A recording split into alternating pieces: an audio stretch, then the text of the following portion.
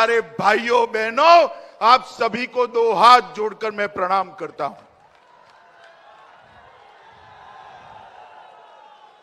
भाइयों बहनों, एक कार्यक्रम के लिए जब मुझसे बिहार यूनिट ने और नित्यानंद जी ने समय लिया, तब मेरे मन में ऐसी कल्पना नहीं थी। उन्होंने कहा, हजारों लोग तिरंगा लेकर इस भूमि पर राष्ट्रवाद की अलग जगाएंगे। मैंने तो हाँ बोला, भाई चलो मैं आऊंगा, मगर मैं हेलीकॉप्टर से नजारा देख कर आया हूं। तीनों और 5-5 किलोमीटर तक मुंड ही मुंड दिखाई पड़ते हैं, तिरंगे तिरंगे दिखाई पड़ते हैं। जितने लोग आज हमारे राष्ट्रवाद का प्रतीक, हमारे जान से प्यारा एक तिरंगा लेकर ये 3 लाख फुट के पंडाल के अंदर उपस्थित है, उससे ज्यादा लोग आज रोड पर वंदे मातरम और भारत माता की जय के नारे लगा रहे हैं। माताओं, भाइयों, बहनों, आज हम सब यहां पर बाबू कुंवर सिंह जी को श्रद्धांजलि देने के लिए आए हैं। देश के प्रधानमंत्री श्री नरेंद्र मोदी जी ने आजादी के 75वें साल में आजादी का अमृत महोत्सव मनाने का निर्णय किया, और ये निर्णय के 3 पहलू थे। इसमें सबसे बड़ा पहलू था कि हमारी आजादी के लिए जिन्होंने सर्वस्व बलिदान किया है, उनको युवा पीढ़ी की स्मृति में फिर से जीवन कर उनको श्रद्धांजलि देना। और मैं आज बड़े फक्र के साथ कह सकता हूं कि आज इतिहास ने तो बाबू कुंवर सिंह के साथ अन्याय किया। उनकी वीरता, उनकी योग्यता, उनके बलिदान के अनुरूप इतिहास में इतिहासकारों ने उनको स्थान नहीं दिया, मगर आज बिहार की जनता ने पलक पावड़े बिछाकर बाबूजी को श्रद्धांजलि देकर वीर कुंवर सिंह का नाम इतिहास में फिर से एक बार अमर करने का काम करा है। माताओं, भाइयों, बहनों, मैं 13 साल का था तब से सार्वजनिक जीवन में हूं। 58 साल हो गए, अनेक प्रकार के कार्यक्रमों में, रैलियों में गया हूं, मगर आज ये राष्ट्रभक्ति का जो उफान यहां दिख रहा है, वो देखकर मैं सच अर्थ में निशब्द हूं। ऐसा कार्यक्रम मेरे जीवन में मैंने कभी नहीं देखा। लाखों लाखों लोग कोई कारण के बगैर चिलचिलाती धूप में नंगे सर तिरंगा लेकर बाबू कुंवर सिंह को श्रद्धांजलि दे रहे हैं। 163 साल पहले 80 साल की उम्र के कुंवर सिंह जी ने इस क्षेत्र को अंग्रेजों से आजाद करने का काम किया। आज कुंवर सिंह जी को श्रद्धांजलि देने लाखों लाखों लोग चिलचिलाती धूप में आए हैं। मैं फिर से एक बार आप सभी को प्रणाम करना चाहता हूं। माताओं, भाइयों, बहनों, हमारा जो एक क्षेत्र है, ये विश्वामित्र की जन्मभूमि माना जाता है। ताड़का वध यहीं पर प्रभु श्री राम ने किया था। यहीं से मिथिला जाने की प्रेरणा मिली थी। यही भूमि है जो वशिष्ठ नारायण सिंह जी की जन्मभूमि रही। यही भूमि है शिव पूजन सहाय, महान कवि शैलेंद्र, बिंदेश्वरी दुबे और सहकारिता के पुरेदा तपेश्वर सिंह की भूमि रही है। इस भूमि को मैं प्रणाम कर मेरी बात की शुरुआत करना चाहता हूं। मित्रों, जयप्रकाश नारायण, बाबू जगजीवन राम, कर्पूरी ठाकुर, राजेंद्र बाबू, भगवान बुद्ध और महावीर की ये भूमि बिहार रही है। मित्रों, आज जब हम देश भर में आजादी का अमृत महोत्सव मना रहे हैं, तब मोदी जी ने हमारे सामने 3 लक्ष्य रखे। एक तो आजादी के वो दीवाने जिन्होंने देश को आजाद करने के लिए अपना सर्वस्व बलिदान कर दिया, अपना जीवन बलिदान कर दिया, उनकी स्मृति, उनकी कृति आज की युवा पीढ़ी के मन में गौरव के साथ सालों सालों तक यशोगान करती रहे, इस प्रकार से इसको जीवंत करना। दूसरा, आजादी के अमृत महोत्सव के वर्ष में 75 साल में देश ने जो कुछ भी प्राप्त किया है, इसको चिर स्थायी बनाने का प्रयत्न करना और एक संकल्प ऐसा लेना जिससे जब आजादी की शताब्दी मनाई जाए, तब मेरा और आपका ये महान भारत दुनिया में एक बहुत बड़ी ताकत बनकर सर्वोच्च स्थान पर बैठा हो। मित्रों, सर्वोच्च स्थान पर मोदी जी ने कल्पना करी 2047 में पूरी दुनिया के सभी देशों की स्पर्धा में हर एक क्षेत्र में भारत नंबर 1 होना चाहिए। यही सच्ची श्रद्धांजलि वीर कुंवर सिंह जी को हो सकती है। मित्रों, आज जब मैं यहां आया हूं, तब मैं सन 57 की बात जरूर करूंगा। आजादी के पहले संग्राम को इतिहासकारों ने हमेशा एक विफल विद्रोह कहकर बदनाम करने का प्रयास किया। वीर सावरकर ने पहली बार उसको आजादी का पहला स्वातंत्र संग्राम कहकर सम्मानित करने का काम किया।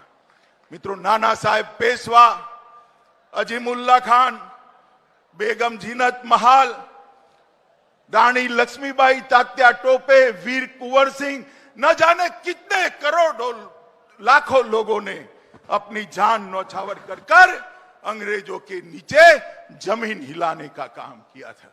और वीर कुंवर सिंह जी उसमें एक अकेले ऐसे व्यक्ति थे जो 80 साल के होने के बावजूद आरा सासाराम से लेकर अयोध्या तक और अयोध्या से बलिया होते हुए फिर से आरा तक विजय झंडा फहराने वाले एकमात्र पराक्रमी पुरुष वीर कुंवर सिंह जी थे। उनके हाथ में गोली लग गई, गैंगरिंग होने का डर था। गैंगरिंग न हो इसलिए अपना ही हाथ से अपना हाथ काटकर गंगा में समर्पित करने का साहस कुंवर सिंह के अलावे किसी में नहीं हो सकता। इतना खून बहने के बावजूद 4 दिन तक वो वीर व्यक्ति का जान नहीं गया। जब यहां कर आजादी का झंडा फहराया, तब जाकर उसके 3 दिन बाद वो शहीद हुए। मित्रों, आज मैं वो स्थान पर गया था, कुंवर सिंह बाबू की मूर्ति को वहां पर भी श्रद्धांजलि देकर आया हूं। मेरे साथ में आरके सिंह जी बैठे थे, मेरे कान में धीरे धीरे कहते थे कि कुंवर सिंह बाबू की स्मृति में यहां भव्य स्मारक बनना चाहिए। आरके सिंह जी, आप चिंता मत करिए, भारत सरकार एक भव्य स्मारक जरूर बनाएगी, क्योंकि यह स्मारक वीर कुंवर सिंह जी की यशोगान तो है ही, इसके साथ साथ ये स्मारक 1857 के सभी स्वतंत्र सेनानियों का स्मारक बनेगा, जिन्होंने पहली बार अंग्रेजों को कह दिया था यहां पर आप हमेशा के लिए राज नहीं कर सकते, भारत छोड़कर आपको जाना पड़ेगा। माताओं, भाइयों, बहनों, आज जब मैं यहां आया हूं तब इतना जरूर कहना चाहता हूं कि उन्होंने 1857 और 58 में बांदा, रीवा, आजमगढ़, बनारस, बलिया, काजीपुर, सासाराम, गोरखपुर और अयोध्या तक आजादी की आलेख जगाने का काम किया था। और जब यहां पर अंतिम लड़ाई लड़े, गंगा नदी को पार करते हुए हाथ में गोली लग गई।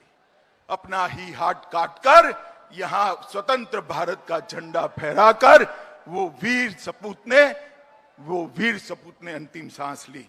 मित्रों, मैं आज इतना ही कहना चाहता हूं। कुंवर सिंह बाबू बहुत बड़े समाज सुधारक भी थे।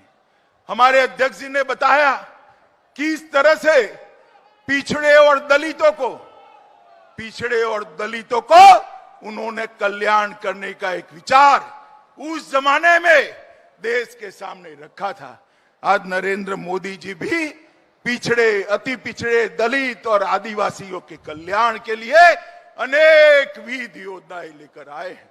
मैं आज कहना चाहता हूं मित्रों, हम कल्पना ही नहीं कर सकते अगर नरेंद्र मोदी जी 130 करोड़ के देश का मुफ्त टीकाकरण न करते तो न जाने कितने लोग मारे जाते। जो धनवान होता था वो तो पैसा खर्च कर टीका ले लेता, मगर मेरे अति पिछड़ा समाज के भाई बहन, दलित समाज के भाई बहन, आदिवासी समाज के भाई बहन कहां टीका लगाते? मोदी जी ने योजना बनाकर 130 करोड़ की आबादी को दोनों टीका मुफ्त लगाकर सुरक्षा का सुदर्शन चक्र बनाने का काम किया है।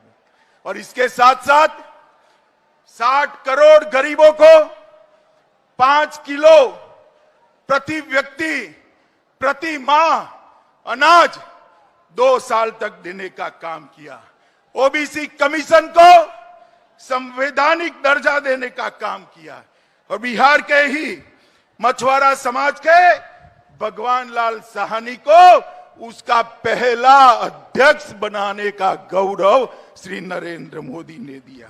इन्होंने हर गरीब को आवास, गैस का सिलेंडर, शौचालय, बिजली और 5 लाख तक का आरोग्य का बीमा देकर गरीबों को पहली बार देश की विकास प्रक्रिया में हिस्सेदार बनाने का काम किया है। मित्रों, बिहार के 84 लाख माताओं को उज्ज्वला के तहत गैस सिलेंडर मिला है। 78 लाख किसानों को प्रति साल 6,000 रुपया मिल रहा है और 38 जिलों में आत्मनिर्भर क्रिटिकल केयर यूनिट भी बनाए हैं। मित्रों, 1,25,000 करोड़ का प्रधानमंत्री का पैकेज, जिसमें पूरी की पूरी योजनाएं अब शुरू हो चुकी हैं। लगभग 2 लाख करोड़ से ज्यादा ऋण क्रेडिट, किसान क्रेडिट कार्ड से दिया है। भोजपुर में एक नई कृषि अभियंत्रण महाविद्यालय की स्थापना करने का काम भी किया है। समस्तीपुर में 11 करोड़ से बना agri business and rural management का भवन भी नरेंद्र भाई ने ही बनाया है। और बिहार के गन्ना किसानों को 20 रुपये प्रति क्विंटल की वृद्धि देने का काम किया है। बरौनी में रिफाइनरी की क्षमता का विस्तार किया है। फर्टिलाइजर प्लांट लगाया है। 617 किलोमीटर लंबी जगदीशपुर हल्दिया पाइपलाइन 2300 करोड़ रुपया की इसका काम चल गया है। परादीप हल्दिया दुर्गापुर एलपीजी पाइपलाइन 1800 करोड़ की उसको आगे बढ़ाया है।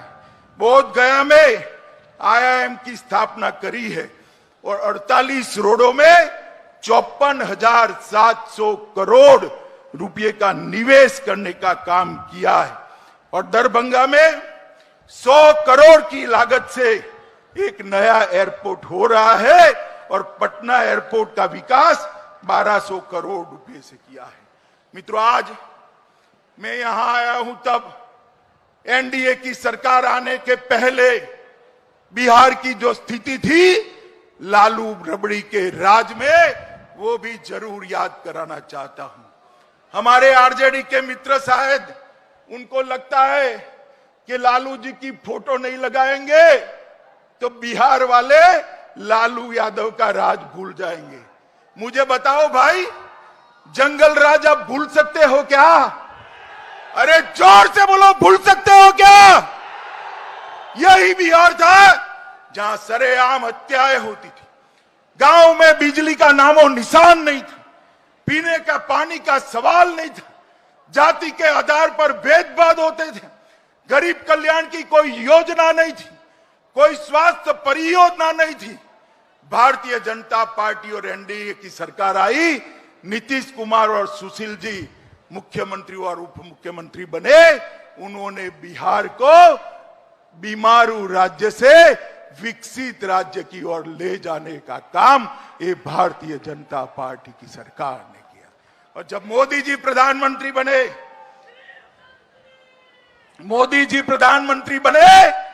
तो मोदी जी ने 1,25,000 करोड़ रुपया मोदी जी ने बिहार के विकास के लिए दिया।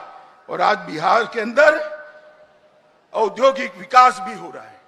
30,000 करोड़ से ज्यादा इन्वेस्टमेंट आया है, कानून और व्यवस्था ठीक हुई है, ढेर सारे शिक्षा संस्थान यहां पर बनाने का काम भारतीय जनता पार्टी और जदयू की सरकार ने करा है। मित्रों, आज अंत में मैं वीर कुंवर सिंह जी को श्रद्धांजलि देने के लिए यहां आया हूं। बहुत छोटा था जब मेरे घर पर इतिहास पढ़ाने के लिए गुरुजी रखे थे, उन्होंने बाबू कुंवर सिंह के हौसले और वीरता की बात पढ़ाई थी। तब भी 7-8 साल का बच्चा था, रोंगटे खड़े हो जाते थे। और आज जब ये लाखों लोग बाबू कुंवर सिंह को तिरंगा लेकर श्रद्धांजलि देने आए हैं, आज भी मेरे रोंगटे खड़े हो जाते हैं कि एक आदमी कैसा था कि शहीद होने के 163 साल बाद भी आज लाखों लोग उसको श्रद्धांजलि देने के लिए इस चिलचिलाती धूप में आए।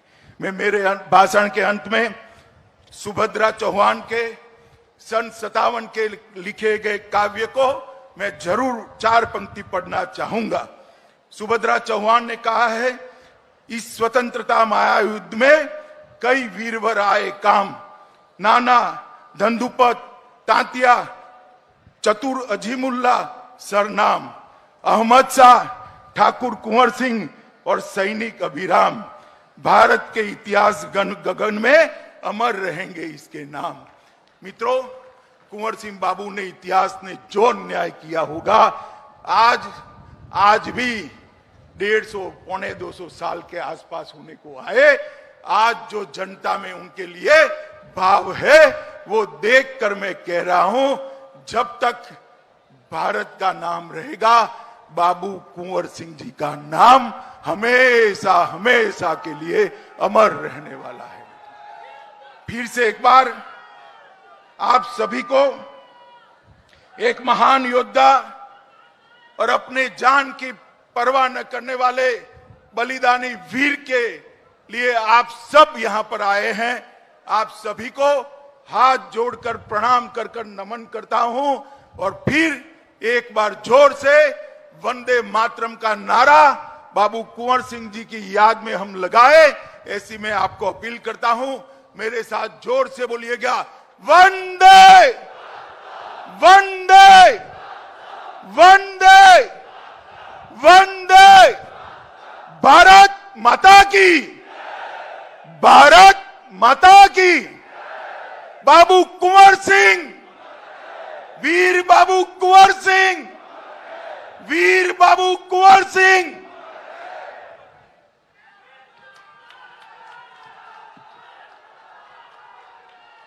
बहुत धन्यवाद।